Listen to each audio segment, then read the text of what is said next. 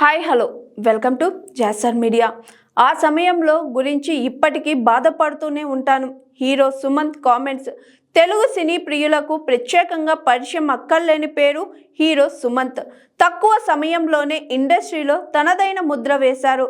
ఒకప్పుడు ప్రేమ కథతో ఆకట్టుకున్నాడు. అప్పట్లో సుమంత్ నటించిన ప్రేమ కథ, సత్యం వంటి సినిమాలు మంచి విజయాన్ని అందుకున్నాయి. ఆ తరువాత వరుస సినిమాలు చేస్తాడనుకుంటే అనూహ్యంగా ఇండస్ట్రీకి దూరమయ్యాడు. చాలా కాలం పాటు సైలెంట్ అయిన సుమంత్ కొన్నాళ్ల క్రితమే సెకండ్ ఇన్నింగ్స్ స్టార్ట్ చేశారు. అప్పట్లో హీరోగా మెప్పించిన సుమంత్ ఇప్పుడు సినిమాల్లో సహాయ పాత్రలు, విలన్ రోల్స్ పోషిస్తూ అలరిస్తున్నారు. ఓటీటీలో వెబ్ సిరీస్ సైతం చేస్తున్నారు.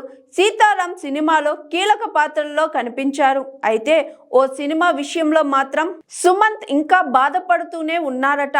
ఆ సినిమా మరేదో కాదు, నువ్వే కావాలి.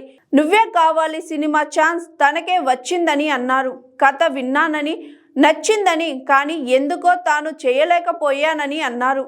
ఆ తరువాత ఆ సినిమా చాలా పెద్ద హిట్ అయిందని, రిజల్ట్ ఎలా ఉన్నా మంచి కథను మిస్ చేసుకున్నానని, తను చాలాసార్లు గిల్ట్గా ఫీల్ అయ్యానని చెప్పుకొచ్చాడు సుమంత్.